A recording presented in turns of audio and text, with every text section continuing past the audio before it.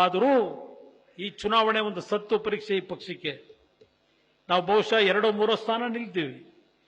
ಇದೊಂದು ಕ್ಷೇತ್ರ, ಮಂಡ್ಯ ಒಂದು, ಕೋಲಾರ ಒಂದು, 3 ಇವತ್ತು ಕೇಂದ್ರದಲ್ಲಿ ಕೊಡ್ತಕ್ಕಂಥ ನಿರ್ಧಾರ ಮಾಡಿಕೊಂಡಿದ್ದಾನೆ.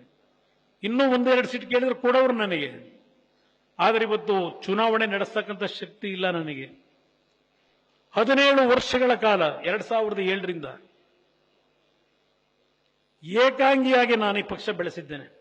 ದೇವೇಗೌಡರ ಒಂದು ಮಾರ್ಗದರ್ಶನ, ಅವರಿಗೆ ಪಕ್ಷಕ್ಕೆ ಕೊಟ್ಟಂತ ಶಕ್ತಿ, ನಿಮ್ಮ ದುಡಿಮೆ ನೋಡಿದಿರಿ. ನನ್ನ ಶ್ರಮನ ಯಾರೂ ಇಲ್ಲ ನನಗೆ, ಇರೋದು ನಿಮ್ಮಂತ ಲಕ್ಷಾಂತರ ಕಾರ್ಯಕರ್ತರು.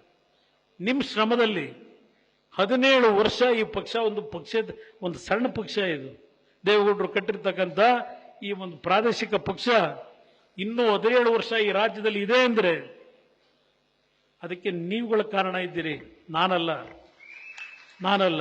ಆದರೆ ನಿಮ್ಮ ಒಂದು ಶ್ರಮದಲ್ಲಿ ಈ 17 ವರ್ಷ ಈ ದೇಹಕ್ಕೆ ದಂಡನೆ ಮಾಡ್ಕೊಂಡಿದ್ದೇನೆ. ದಯವಿಟ್ಟು ಉಳಿಸಿ, ಈ ಪಕ್ಷ ಉಳಿಸ್ಕೊಡಿ. ಭಗವಂತ ನನಗೆ ಆಯುಸ್ ಕೊಡ್ತೇನೆ, ನಾನು ಅಷ್ಟು ಸುಲಭವಾಗಿ ಸಾಯಲ್ಲ. ನಾನು ಗೊತ್ತಿದೆ ನನಗೆ, ನಿಮ್ಮ ಜೊತೆ ನಾನು ಬದುಕ್ತೇನೆ. ನಿಮ್ಮ ಶುಭ ಆರೈಕೆಯಿಂದ ನಾನು ಇನ್ನೂ ಇರ್ತೀನಿ. ನನ್ನ ಆರೋಗ್ಯದಲ್ಲಿ ಏನೇ ಇದ್ರೂ ಆ ಭಗವಂತ ನನಗೆ ಶಕ್ತಿ ತುಂಬುತ್ತಾನೆ, ಆಯುಸ್ ಕೊಡ್ತಾನೆ. ಈ ಭೂಮಿಗೆ ಈ ದೇಹ ಹೋಗೋದಕ್ಕಿಂತ ಮುಂಚೆ ನನ್ನದೇ ಆದಂಥ ಕಲ್ಪನೆ ಇಟ್ಟುಕೊಂಡಿದ್ದೇನೆ. ನಾನು ಈ ನಾಡಿನ ಪ್ರತಿಯೊಂದು ಕುಟುಂಬಗಳೊಂದಿಗೆ ಜಾತಿ ಇಲ್ಲ ನನಗೆ. ಇಲ್ಲಿರ್ತಕ್ಕಂಥವ್ರು ಒಕ್ಕಲಿಗರೇ ಇದ್ದಿರೋ, ಬೇರೆ ಬೇರೆ ಜಾತಿಯವರು ಇದ್ದಿರೋ, ಅದು ನಾನು ಹೇಳಕ್ಕೆ ಹೋಗೋದಿಲ್ಲ. ನನಗೆ ಎಂದೂ ಸಹ ನಾನು ಜಾತಿಯಿಂದ ನಾನು ಯಾರನ್ನು ಗುರುತಿಸಿಲ್ಲ. ನನ್ನ ಮನೆ ಹತ್ರ ಬರೋರನ್ನ ಜಾತಿಯಿಂದ ಗುರುತಿಸಿಲ್ಲ. ಈ ನಾಡಿನ ಪ್ರತಿ ಕುಟುಂಬಗಳು ಪಾಪ ಇವತ್ತು ಅದೆಂಥದ್ದು ಹೇಳ್ತಾರೆ ಸಿದ್ದರಾಮಯ್ಯನವರು, ಕುಮಾರಸ್ವಾಮಿ ಇದೆಂಥದ್ದು ಕಾಂತರಾಜ್ ವರದಿನ ಅಕ್ಸೆಪ್ಟ್ ಮಾಡ್ಕೊಳ್ಳಿಲ್ಲ, ನಿರಾಕರಣೆ ಮಾಡಿದ್ರು. ಸಿದ್ದರಾಮಯ್ಯವ್ರಿಗೆ ಕೇಳ್ತೀನಿ, ಸಿದ್ದರಾಮಯ್ಯವರೇ ಈಗ ಅದೆಂಥದ್ದು ಜಯಪ್ರಕಾಶ್ ಹೆಗಡೆ, ಕಾಂತರಾಜು ಇಬ್ರು ಕೊಟ್ಟಿದ್ದು ತಗೊಂಡು ಇಟ್ಕೊಂಡು ನೀನು ಪೂಜೆ ಮಾಡ್ತಾ ಇದ್ದೀರಪ್ಪ ವಿಧಾನಸೌಧದಲ್ಲಿ, ಬಿಡಿ ಜನಗಳ ಮುಂದೆ ಯಾಕೆ ಇಟ್ಕೊಂಡು ಕೂತಿದ್ದೀರಿ? ಏನ್ ಪುರುಷಾರ್ಥ ಸಾಧನೆ ಮಾಡ್ತಿದ್ರಿಂದ? ಇವತ್ತು ಜಾತಿಯಲ್ಲಿ ಇಲ್ಲ ಬಡತನ, ಎಲ್ಲಾ ಜಾತಿನಲ್ಲೂ ಬಡವರಿದ್ದಾರೆ.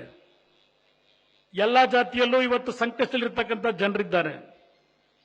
ಏನು ವೀರಶೈವ ಸಮಾಜದವರು ಎಲ್ಲರೂ ಶ್ರೀಮಂತಿಯಲ್ಲಿ ಬದುಕ್ತಾ ಇದ್ದಾರ? ಇಲ್ಲ ಒಕ್ಕಲಿಗರೆಲ್ಲ ಏನು ಶ್ರೀಮಂತಿಕೆಯಲ್ಲಿ ಬದುಕ್ತಾ ಇದ್ದೀರಾ? ಇವತ್ತು ದಲಿತ ಸಮಾಜಗಳಲ್ಲಿ ಶ್ರೀಮಂತಿಕೆಯಲ್ಲಿ ಬದುಕ್ತಾ ಇದ್ದಾರ? ಬಡತನ ಅಂತಕ್ಕಂಥದ್ದು ಎಲ್ಲರಲ್ಲೂ ಇದೆ. ಇವತ್ತು ಜಾತಿಯಿಂದ ಅಲ್ಲ ನಾವು ಮಾಡಬೇಕಾಗಿರೋದು ರಾಜಕೀಯ.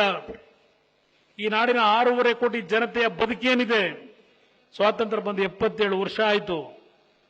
ಆ ಬದುಕನ್ನು ಸರಿಪಡಿಸಲಿಕ್ಕೆ ಹಣದ ಕೊರತೆ ಇಲ್ಲ. ನಿಮ್ಮಂತ ಪುಣ್ಯಾತ್ಮರು ಈ ರಾಜ್ಯದ ಖಜಾನೆ ತುಂಬಿಸ್ತಾ ಇದ್ದೀರಿ.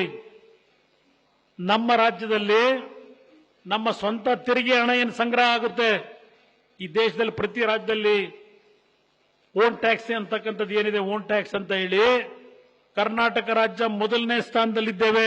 ಕರ್ನಾಟಕ ನಾಡಿನ ಜನತೆ ಸರ್ಕಾರಕ್ಕೆ ಹಣ ತುಂಬಿಸ್ತಕ್ಕಂಥದ್ರಲ್ಲಿ ದುಡ್ಡಿದೆ. ಸ್ವೇಚ್ಛಾಚಾರವಾಗಿ ಲೂಟಿ ಮಾಡ್ತಾ ಇದ್ದಾರೆ.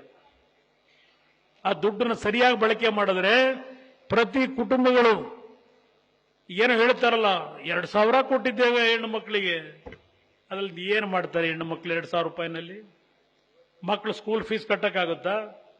ಒಂದು ಸಣ್ಣ ಕಾಯಿಲೆ ಆದ್ರೆ ಅದರ ಔಷಧಿ ಕೊಡಿಸ್ಲಿಕ್ಕೆ ಸಾಧ್ಯವಾ? ನಾನು ಹೇಳೋದು 77 ವರ್ಷ ಆಗಿದೆ ಸ್ವಾತಂತ್ರ್ಯ ಬಂದು, ಜನಗಳನ್ನ ಭಿಕ್ಷುಕರಾಗಿ ಇಡಬೇಡಿ.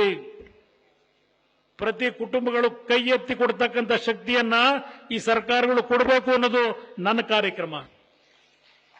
ಅದು ಬೇಕು ಅಂದ್ರೆ ಉಪಯೋಗ ಮಾಡಿಕೊಳ್ಳಿ. ಆ ಹಿನ್ನೆಲೆಯಲ್ಲಿ ಇವತ್ತೇನು ಬಂದಿದ್ದೇನೆ, ನಿಮ್ಮಲ್ಲಿ ಕೈ ಜೋಡಿಸಿ ಮನವಿ ಮಾಡ್ತೇನೆ.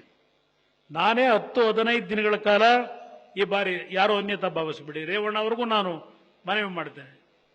ನಾನು ನಮ್ಮ ಜೀವನದಲ್ಲಿ ಎಂದೂ ಸಹ ನಮ್ಮಲ್ಲಿ ಘರ್ಷಣೆ ಆಗಕ್ಕೆ ಅವಕಾಶ ಕೊಟ್ಟಿಲ್ಲ. ನಾವು ಎಷ್ಟೇ ಸಣ್ಣ ಪುಟ್ಟ ನಮ್ಮಲ್ಲಿ ಅಸಮಾಧಾನಗಳಿದ್ರು ಅದೆಲ್ಲವನ್ನ ಬಗೆಹರಿಸ್ಕೊಂಡು ನಾವು ಒಟ್ಟ ಹೋಗಿದ್ದೇವೆ.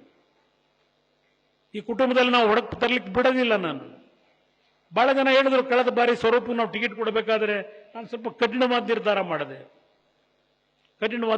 ಮಾಡಿದ್ದೇನೆ. ಇವತ್ತು ನಾನು ನಿಮ್ಮಲ್ಲಿ ಕೈ ಜೋಡಿಸಿ ಮನವಿ ಮಾಡ್ತೇನೆ. ನನಗೆ ನನ್ನ ಕಾರ್ಯಕರ್ತರು ಮುಖ್ಯ. ನನಗೆ ನನ್ನ ಕಾರ್ಯಕರ್ತರು ಮುಖ್ಯ. ರೇವಣ್ಣ ದುಡಿಮೆ ಮಾಡಿದ್ದಾನೆ, ಅವನ ಮುಂದೆ ನಾನು ಏನೇನೂ ಅಲ್ಲ. ಅಭಿವೃದ್ಧಿ ವಿಷಯಕ್ಕೆ ಬಂದಾಗ ಅವನ ಮುಂದೆ ನಾನು ಸರಿಸಾಟಿ ಅಲ್ಲ. ಅಭಿವೃದ್ಧಿ ವಿಷಯ ಬಂದಾಗ ದುಡಿಮೆ ಮಾಡಿದ್ದಾನೆ, ಆದರೆ ಎಲ್ಲೋ ಒಂದು ಕಡೆ ಸ್ವಲ್ಪ ಮುಂಗೋಪ ಇಟ್ಕೊಂಡಿದ್ದಾನೆ. ಅದನ್ನ ತಪ್ಪು ಅಂತ ನೀವು ಅನ್ಕೋಬೇಡಿ. ಬೈತಾನೋ ಒಂದು ಸಲ, ನಿಮ್ಮ ಮನಸ್ಸಿಗೆ ನೋವು ಕೊಡ್ತಾನೆ, ನಿಮ್ಮ ಮನಸ್ಸಿನಲ್ಲಿ ಎಲ್ಲೋ ಒಂದು ಕಡೆ ಅಸಮಾಧಾನ ಆಗ್ತದೆ. ಅಷ್ಟಕ್ಕೆ ಅವನ ಬಗ್ಗೆ ದಯವಿಟ್ಟು ಆಕ್ರೋಶ ಬೇಡ. ಅವನಂತ ದುಡಿಮೆ ಮಾಡತಕ್ಕಂಥ ವ್ಯಕ್ತಿ ಮತ್ತೊಬ್ಬ ಸಿಗಲ್ಲ ನನ್ನ ಅಭಿಪ್ರಾಯದಲ್ಲಿ. ನ್ಯೂಸ್ ಫಸ್ಟ್ ನಿರ್ಭೀತಿಯಿಂದ ನಿಮ್ಮ ಪರವಾಗಿ.